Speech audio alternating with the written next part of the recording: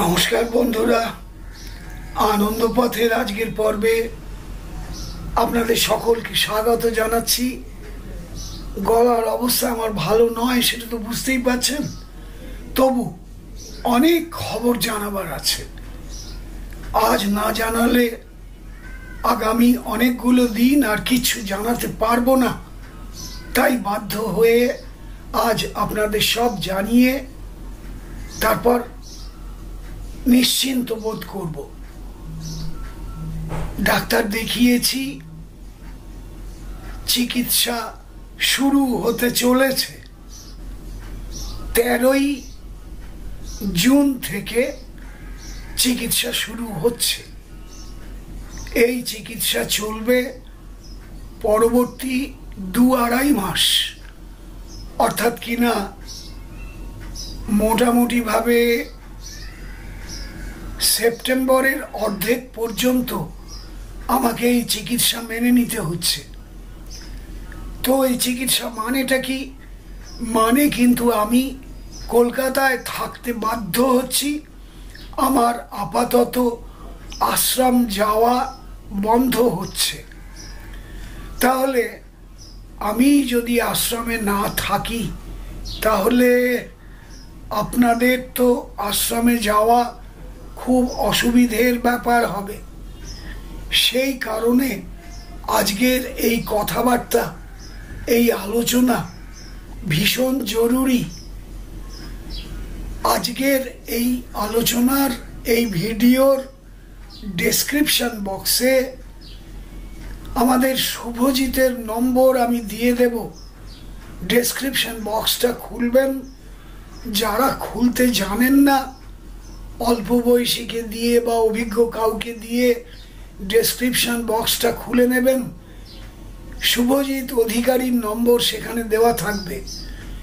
সে যেহেতু একটানা এই আশ্রমে থাকছে, অতএব তার সঙ্গে আপনারা কথা বলে আশ্রমে অবশ্যই যেতে পারছেন। এ তো গেল সেপ্টেম্বরের মাঝখান পর্যন্ত সময়ের কথা। এর মধ্যে জ্যৈষ্ঠ, আষাঢ়, শ্রাবণ 3টি মাস চলে যাবে। হয়তো প্রবল বর্ষা, অনেকেই ঘর থেকে বেরোতে চাইবেন না, যাবেনও খুব কম মানুষ। যদি কেউ চান এক্ষুনি আমার সঙ্গে দেখা করার খুব জরুরি দরকার, আমি জানি না অবশ্য কী বা দরকার থাকতে পারে, আমি অতি সাধারণ সামান্য মানুষ। তবু যদি কারুর মনে হয় যে এক্ষুনি দেখা করা দরকার, আগামীকাল অর্থাৎ কিনা 8ই জুন থেকে শুরু করে 8, 9, 10, 11 এই 4টে দিন আমি আশ্রমে থাকছি। মানে কাল সকালে আমি আশ্রমে পৌঁছে যাব। তার কারণ আমাকেও তো 3 মাসের মতো গোছগাছ করে দিয়ে ওখান থেকে আসতে হবে না? তো সেই 3 মাস যাতে ঠিক মতো চলে আমার অনুপস্থিতিতে, তাই আগামী 3 মাসের সমস্ত আয়োজন করে দিয়ে আমি ওখান থেকে কলকাতায় চলে আসব। আজ এই 815 নম্বর পর্বে আপনাদের জানিয়ে রাখছি, যারা এক্ষুনি দেখা করতে চান, যদি এই 4 দিনের মধ্যে আসেন তাহলে দেখা হবে, কোনো সন্দেহ নেই তাতে। আমি ওখানেই থাকব। ওখানে মানে মানকরে। মানকর থেকে মানকর স্টেশনে নেমে আপনাকে আশ্রমে যেতে হবে। অনেকেই বারবার জিজ্ঞাসা করেন আশ্রমের ঠিকানা কি। ডেসক্রিপশন বক্সে সব বলা থাকে, তবু বলে দিচ্ছি। হাওড়া থেকে ট্রেনে আপনাকে দুর্গাপুরের দিকে যেতে, যে ট্রেনগুলো দুর্গাপুরের দিকে যায়, সেই ট্রেনে আপনি গিয়ে মানকর স্টেশনে নামবেন। দুর্গাপুরের 3টে স্টেশন আগে, আগে মানে এগিয়ে নয়, আগে মানকর, তার 2টো স্টেশন পরে 3 নম্বর স্টেশন দুর্গাপুর। এই মানকরে আপনি আসছেন কোন ট্রেনে কখন জানানো থাকলে, আমাদের জানানো থাকলে, আমাকে জানানো থাকলে বা শুভজিৎকে জানানো থাকলে আপনার জন্য টোটো অপেক্ষা করবে। আমাদের পরিচিত টোটো যে আপনাকে সোজা আশ্রমে নিয়ে আসবে। তাহলে তো আর আপনার দুশ্চিন্তার কিছু নেই। এইভাবে আপনারা ইচ্ছে করলে আশ্রমে এই 4 দিনের মধ্যে আসতে পারেন। আমার সঙ্গে 2টো কথাই বলতে পারেন, বেশি কথা বলা আমার বারণ।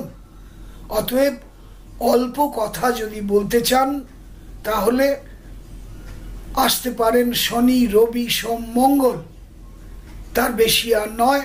তারপর আমি কলকাতায় চলে আসব। এ তো গেল এক ব্যাপার। তাহলে 3 মাসের মধ্যে আশ্রমে কি কেউ আসতে পারবে না? না বন্ধু, পারবে। কেন পারবে না? আবার বলছি, ডেসক্রিপশন বক্সে শুভজিতের নম্বর দেখে নিন, শুভজিতের নম্বরটিতে ফোন করুন। অন্তত 7-10 দিন আগে ফোন করবেন। কাল যাচ্ছি বলে ফোন করবেন না। তার কারণ একসঙ্গে এক গাদা লোককে থাকতে দেবার মতো আয়োজন আমাদের নেই।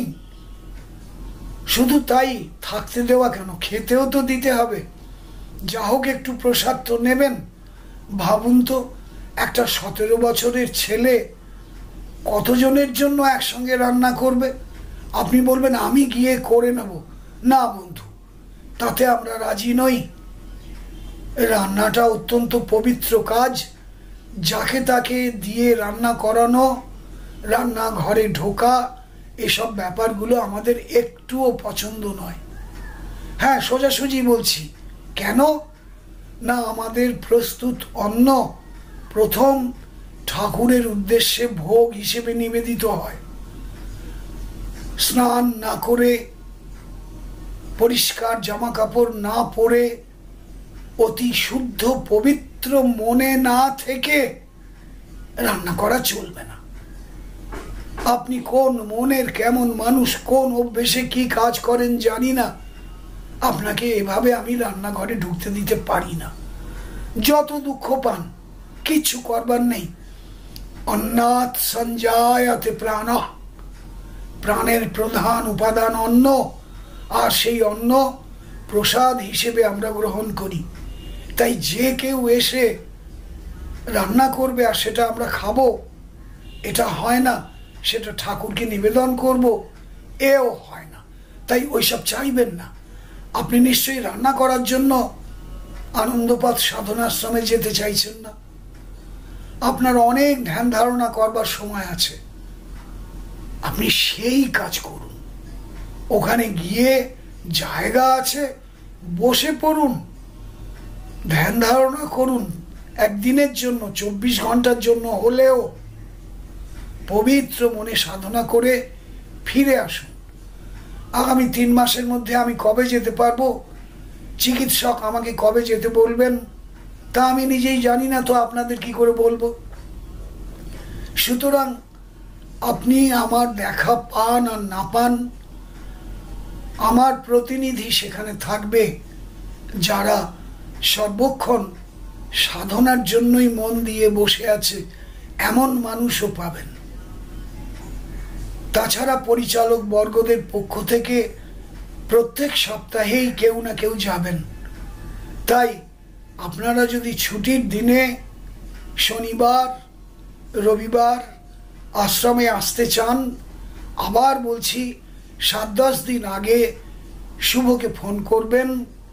ওর থেকে জবাব পেয়ে নিশ্চিত হয়ে তারপর রওনা দেবেন। বন্ধু, আমি এইভাবে আপনাদের কাছে আবেদন জানিয়ে রাখলাম। সবকিছুই আপনারা জানলেন বা শুনলেন। আমার এই অসুস্থতার কারণে এই জটিল পরিস্থিতি তৈরি হয়েছে। অসুস্থতা ঠিক হয়ে গেলে আবার স্বাভাবিক নিয়মে সব কিছু চলবে। আপনারা সকলে ভালো থাকুন। এই ভিডিওর মধ্য দিয়ে আমি আপনাদের পূর্ণ বার্তাটি দিলাম এবং আপনাদের সকলের মঙ্গল কামনা করছি। সবাই ভালো থাকুন, সুস্থ দেহে সুস্থ মনে বাঁচুন। মনে রাখবেন, তিনি পিঁপড়ের পায়ের নূপুরের ধ্বনি শুনতে পান। ঠাকুর রামকৃষ্ণদেব বলেছেন, আপনারা আমার প্রার্থনা শুনবেন না? আমরা আন্তরিকভাবে যদি তার কাছে প্রার্থনা করি, তিনি নিশ্চয়ই শুনবেন। তাই তার নাম জপ করুন, গুরুদত্ত মন্ত্র জপ করুন, প্রার্থনা করুন। যদি ক্রিয়া জানেন, ক্রিয়া করুন, প্রাণায়াম করুন, তার কাছে প্রার্থনা করুন, আন্তরিকভাবে প্রার্থনা করুন। তিনি শুনবেনই শুনবেন। এটাই সবচেয়ে বড় কথা। আপনাদের সকলের ভালো হোক, সকলের মঙ্গল চেয়ে আজকের মতো এখানেই শেষ করলাম। নমস্কার।